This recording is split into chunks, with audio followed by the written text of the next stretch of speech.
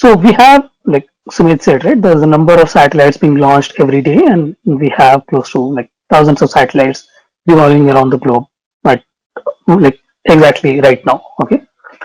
This was a nice visual made by Nadia Brema, and it is a series of Dove satellites by Planet. Now, Planet is a vendor. It basically makes small satellites and generally make small satellites. Like they're typically of the size of a small shoebox, and they release it in the lower Earth orbit to monitor the Earth. The good thing with Planet satellites is because they're small and they generally release it in a large number.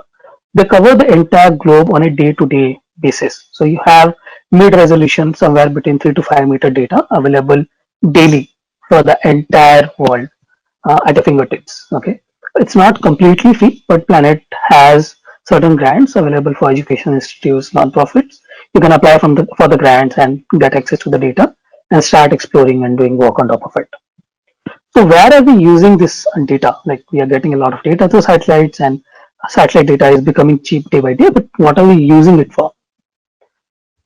We generally use it to deliver and get out pizzas. Okay, probably some other applications, but we are not using it for better human good. So that's our take. Like we want to use AI for good and AI for human good.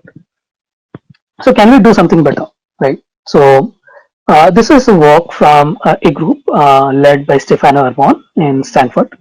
So they used nighttime and daylight satellite imagery, okay, to predict poverty, and they were successful. So they use satellite imagery as ground truth, daylight satellite imagery as ground truth, to find features like roads or urban areas, vegetation, and other factors that are possible to find in a satellite imagery. Then, as ground truth, they use nightlight imagery as an indication of wealth. Okay, they implemented it in Africa, and they're pretty successful in estimating the poverty in Africa. And that's, I think, multiple research papers being published. You could probably go to the link that is there in the slides and read more about it. So this was our inspiration. Like this was something that makes sense, that's usable, and is AI for good. We wanted to take it a step further. So we thought, okay, we have satellite data, we have demographics data, for example, population, people who have access to clean toilets, people who have access to clean drinking water, or who are using telephones and other data set. But this data is generally available to you, us on like it is generally collected once every decade. In developing and underdeveloped countries, it happens only when we do a census. And the last census that we did in India was in 2011, right?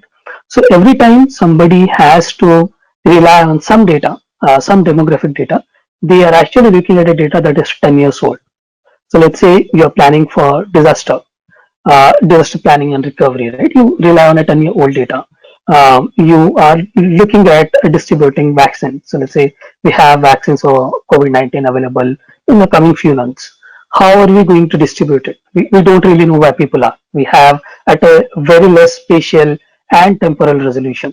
So can we do better, right? So we wanted to understand quality of life from satellite data. So we took satellite data as input. That's the input to the deep learning model that we designed. And then we took DHS data, which is the demographic health and survey data.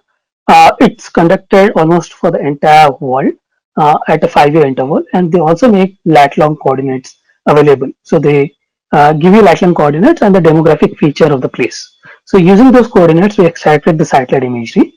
And then using an AI model, we tried to figure out if people have access to clean drinking water in that area, people have access to good road facilities, if they have good health care, if they have access to proper toilets and multiple other parameters.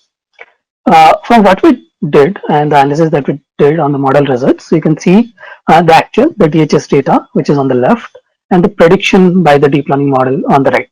So you can clearly see in terms of wealth index, the model is accurately able to figure out how the wealth distribution looks like for India. On the north, you can see on the states of Haryana, Delhi, these regions are comparatively wealthier. Also in the south, right, we have Kerala, Karnataka, bit of Tamil Nadu as well, which are doing good in terms of wealth index. And then on the middle and on the north, eastern side, you can see in the states of UP, Bihar, and all, the wealth index is comparatively low. Similarly, if you look at the material of the roofs that people use in different geographies in India, there's a clear pattern there.